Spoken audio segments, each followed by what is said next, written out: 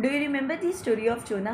जब खुदा यूना के लिए एक कद्दू की बेल उगाता है, जिस बेल से उसे शेड मिलता है, कंफर्ट मिलता है, सुकून मिलता है, मगर यूना को उसकी कदर नहीं होती।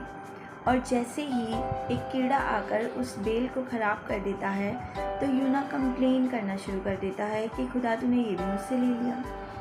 हम भी बाज़ औक़ात जो चीज़ें हमें बिना मांगे मिलती है, लोग, अपॉर्चुनिटीज़, हेल्थ, लाइफ में कुछ अच्छी मोमेंट्स, जब वो हमें बिन मांगे मिलती है तो हम उसकी कदर नहीं करते।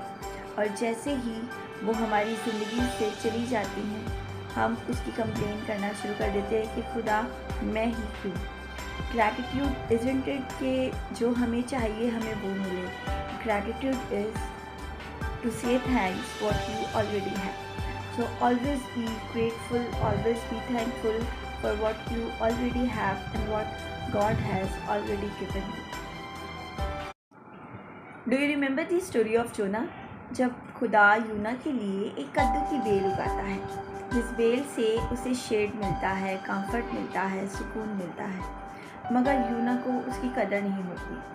और जैसे ही एक कीड़ा आकर उस बेल को ख़राब कर देता है तो यूना कंप्लेन करना शुरू कर देता है कि खुदा तूने ये भी मुझसे ले लिया।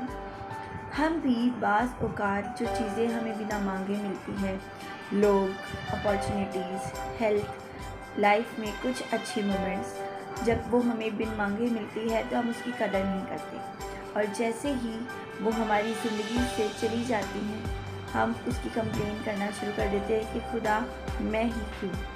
ग्रैटिट्यूड इज़न्ट इट कि जो हमें चाहिए हमें वो मिले। Gratitude is to say thanks what you already have. So always be grateful, always be thankful for what you already have and what God has already given you.